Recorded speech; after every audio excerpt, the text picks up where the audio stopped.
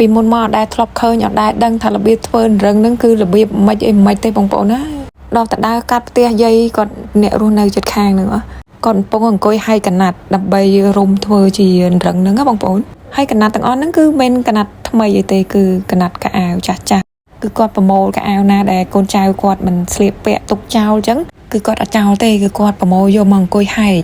ហើយជាសរសៃអញ្ចឹងដើម្បីរុំធ្វើជារឹងដែលគេហៅថារឹងកណាត់ហើយឃើញគាត់តនេគាត់អង្គុយរុំវិញធ្វើតែឯងហ្នឹងទៅ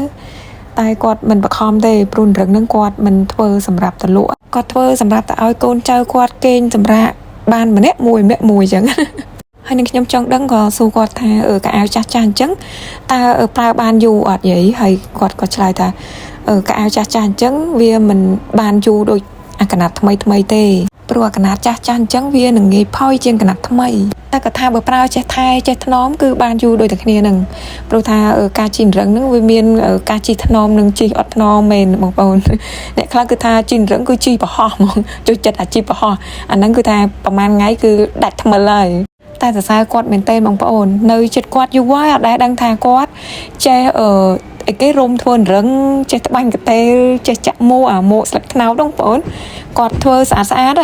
ហើយនៅជុំវិញផ្ទះគាត់គឺសុទ្ធតែដំណាំគាត់ថាគាត់ចាស់ហើយមិនដឹងឲ្យគាត់ទៅធ្វើការងារនៅក្រៅណាមានតែតនេអញ្ចឹងគាត់ធ្វើកិច្ចការងារអីទាំងអស់នឹងឯង